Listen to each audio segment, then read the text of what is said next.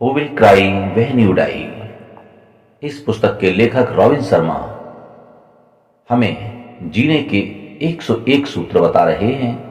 हमने अभी एपिसोड 1 में यह जाना, यह देखा कि हम सबको सबसे पहले मनुष्य होने का लक्ष्य अपना पूरा करना चाहिए।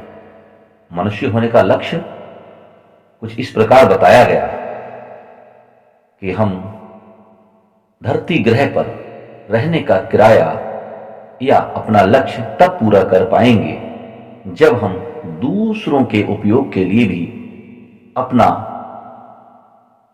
एफर्ट करेंगे, अपने प्रयास करेंगे और उसके लिए अपने मन में लक्ष्य तैयार करेंगे। हमें सबके उपयोग के लिए भी, सबके हित के लिए भी, सबके मंगल के लिए भी अपने प्रयास करने चाहिए। नमस्कार मित्रों, मैं आपका मित्र सत्येंद्र सजग लेकर आया हूं एपिसोड 2, जिसमें हम जानेंगे कि हम प्रतिदिन एक अजनबी पर उपकार कैसे करें और बहुत से ज्ञानवर्धक रोचक उनके चैप्टर। आइए देखें। यहां हमें बताया गया है कि हम रोजाना दयापूर्ण, आदरपूर्ण या सहायता भरे उपकार आसानी से कर सकते हैं, बिना किसी खर्चे के और बहुत बड़ी लागत लगाए बिना। और यह उपकार हमें अपने वातावरण में, अपने मिलने जुलने वालों में, कहीं किसी अजनबी के साथ भी करना है। जब हम मधुर भाषा बोलकर कुछ भी छोटी सहायता करके या किसी को नमस्ते या अभिवादन करके भी उपकार कर सकते हैं। हाँ, एक्शन प्लान है, इसको करके देखिए। किसी अजनबी से नमस्ते करिए और उसके चेहरे पर आने वाली प्रसन्नता को महसूस करिए। हर व्यक्ति जो आपसे मिलता है उसके पास भी अपनी कोई कहानी है, उसका भी एक व्यक्तित्व है। विचारों का आदान प्रदान भी कर सकते हैं और हम उसकी वेदना को ध्यान से सुन सकते हैं। यह भी उसके ऊपर एक उपकार होगा। हमें यह प्रयास करना चाहिए, कोई भी व्यक्ति जब हमसे मिलता है तो हम उससे अपने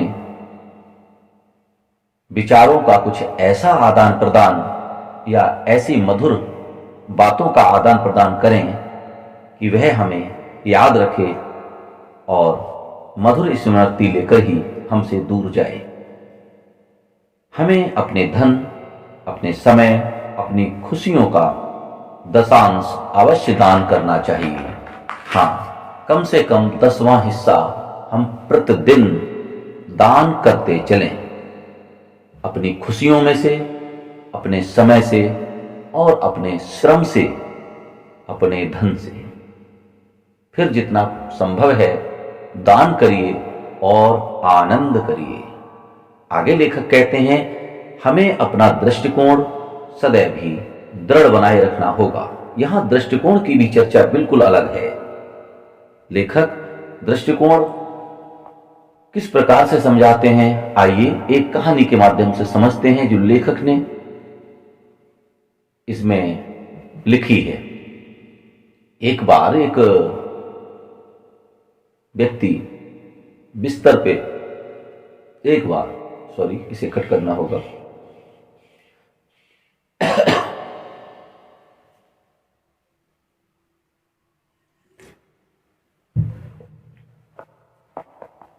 एक बार एक बूढ़ा व्यक्ति बिस्तर पर पड़ा हुआ था। हॉस्पिटल में उसी के वार्ड में एक और बूढ़ा व्यक्ति मरीज आया जो अपने बिस्तर से उठ नहीं सकता था।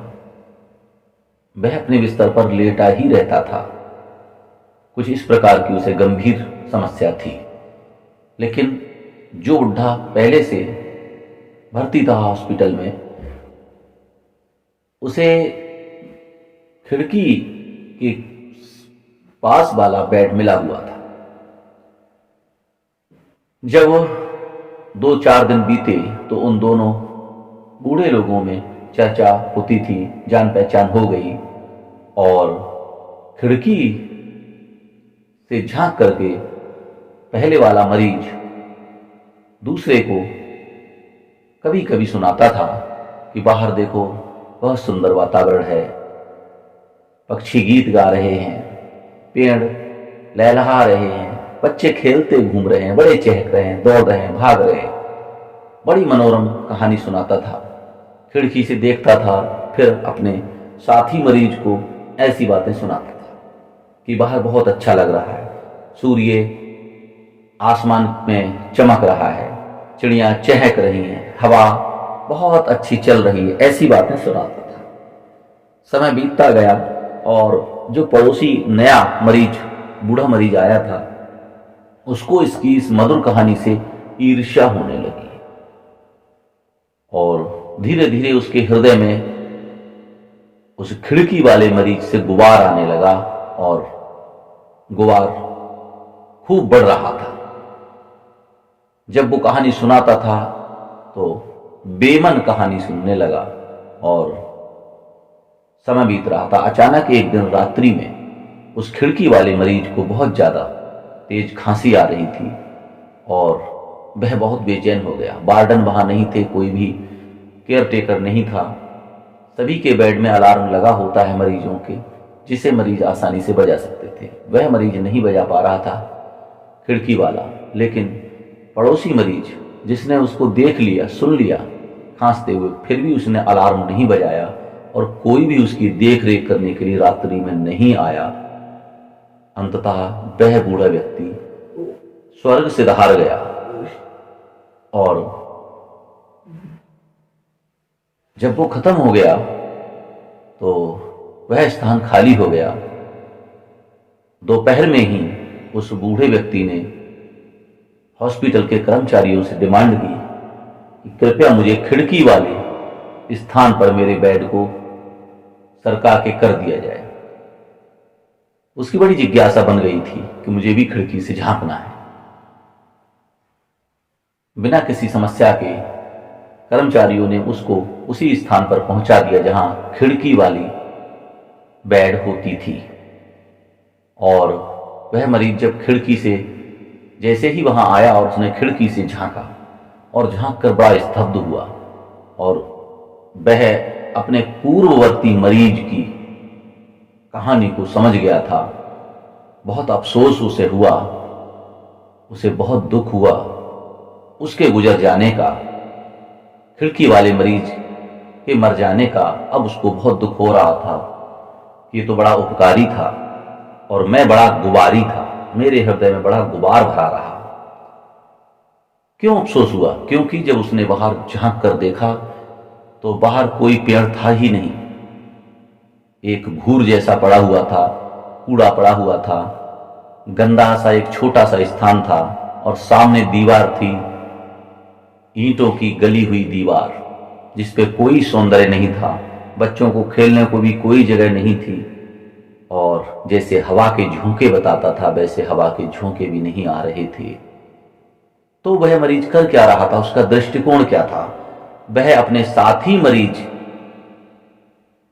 के मनोरंजन के लिए, उत्साह के लिए, उमंग लाने के लिए खुशहाली की कहानियां करता था और उसे प्रसन्न रखने के लिए अच्छी अच्छी बातें करता था।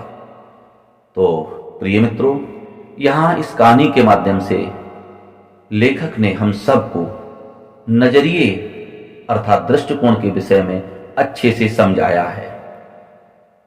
हम लोग गुबार के साथ जीने लगते हैं जबकि हम बहुत तुच्छ हैं, बहुत छोटे हैं।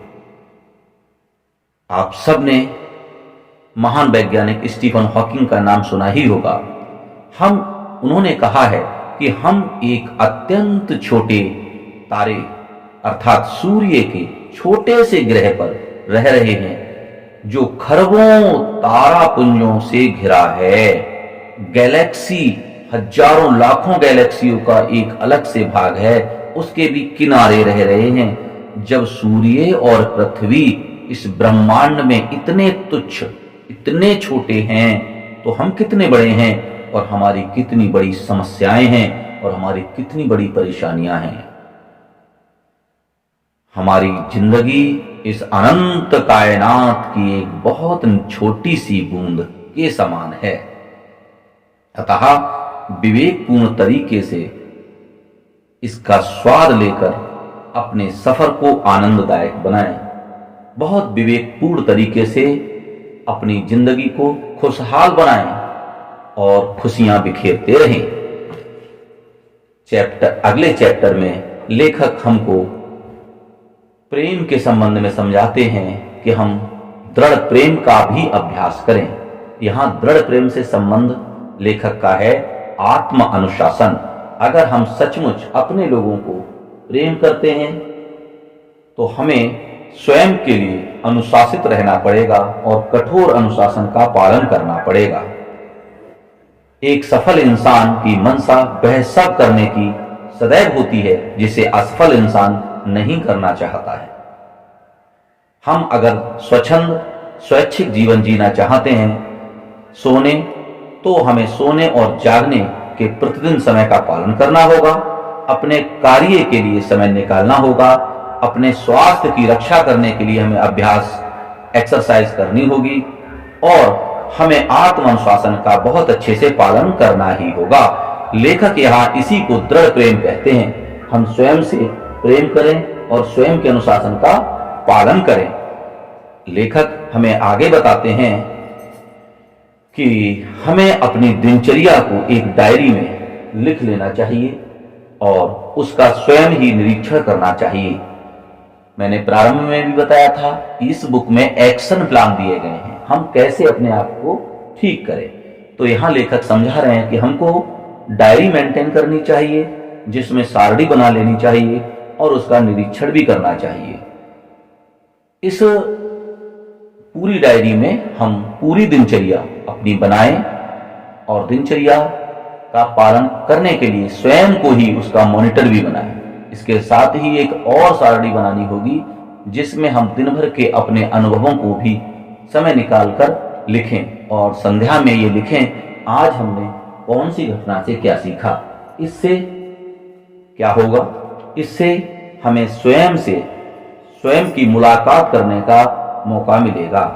इससे हम स्वयं को बहुत अच्छे से समझ पाएंगे और किसी भी घटना से हमको क्या अनुभव और क्या ज्ञान मिल रहा है और भविष्य के लिए हम क्या करें कि हम मधुर संबंधों के साथ जी सकें।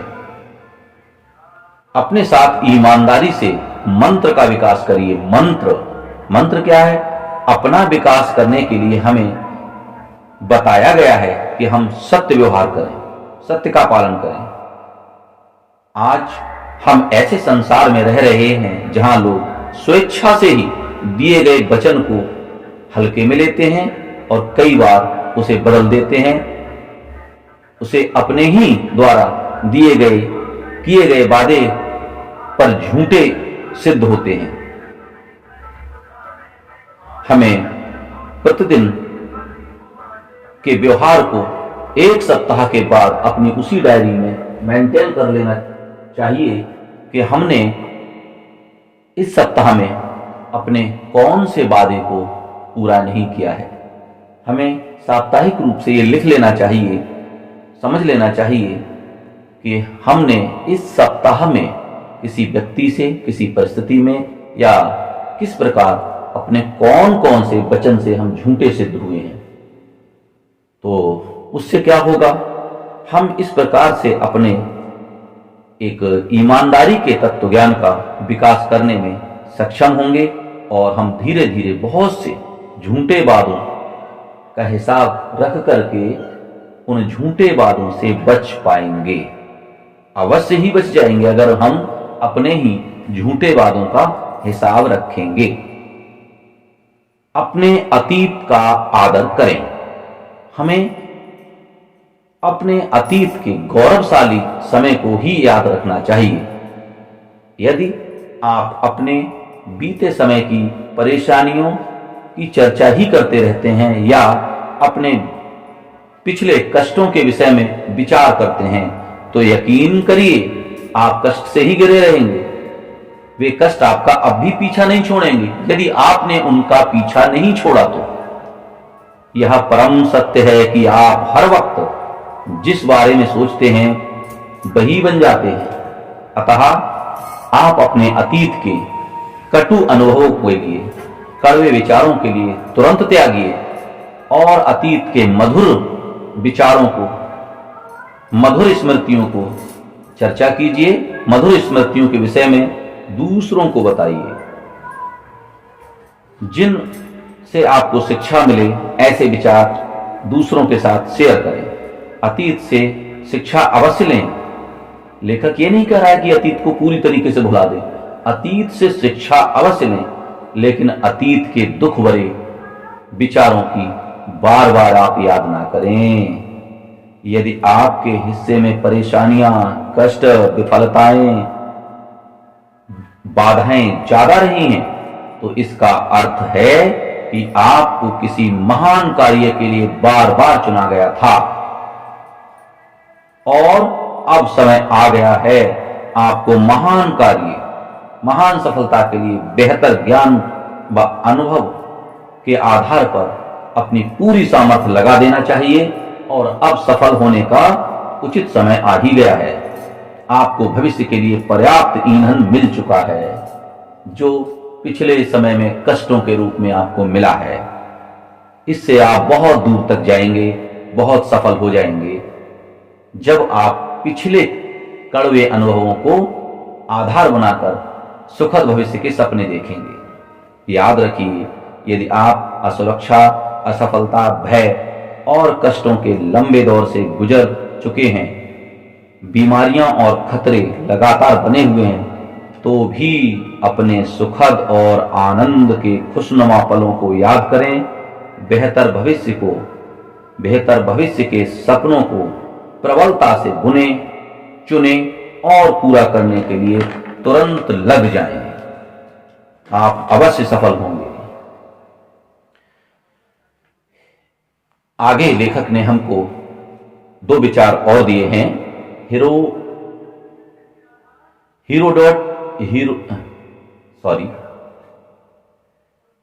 हेरोडोटस ने कहा है, कायरता और अनगिनत असुरक्षा के साथ बैठे रहकर, दोबारा से कहता हूं, हेरोडोटस नामक विचारक ने कहा है, पुनः कहता हूं मैं, किसी विचारक ने बहुत सुंदर कहा है, कायरता और अनगिनत असुरक्षाओं के साथ बैठे रहकर कुछ ना करने से ज्यादा अच्छा होगा कि निर्भीकता के साथ हम खतरों की चुनौती को स्वीकार करें जो हमारे पूर्वानुमान के हिसाब से आधे भी नहीं होते हैं। हम खतरों को लिए बैठे रहते हैं। खतरों को स्वीकार करें, चुनौतियों को स्वीकार करें और हम आगे बढ़ें। बुकर टी वाशिंगटन का एक विचार हम सब ने सुना है कि मैंने यह सीखा है, सफलता का मापदंड वह स्थान नहीं है जहां तक कोई पहुंचता है, बल्कि वह बाधाएं हैं जिन्हें जीतकर वह मनुष्य आज सफल हुआ है। अर्थात जीवन में जिसने जितनी अधिक बाधाओं को पार किया है वह मनुष्य उतना ही अधिक सफल हुआ है। अब तक आपने सुना। हम अगले एपिसोड में शीघ्र ही आपको बहुत कुछ बताने जा रहे हैं और इस एपिसोड में आपने अब तक बहुत सुंदर सुंदर कई एक्शन प्लान सुने हैं। कृपया इनको लागू करें, अपनी डायरी मेंटेन करें और अपने व्यक्तित्व का निरीक्षण करें। अपने आप से प्रतिदिन संध्या में बात करें, आज हमने क्या अच्छा सीखा है इसको नोट करें। अगले एपिसोड में फिर मिलेंगे हम आपसे बहुत अच्छे विचारों के साथ। खुश रहिए और कुछ बेहतर करते रहिए। अगर आपको हमारा चैनल पसंद आ रहा है तो प्लीज इसको सब्सक्राइब करें, शेयर करें और कमेंट भी करें। Thank you.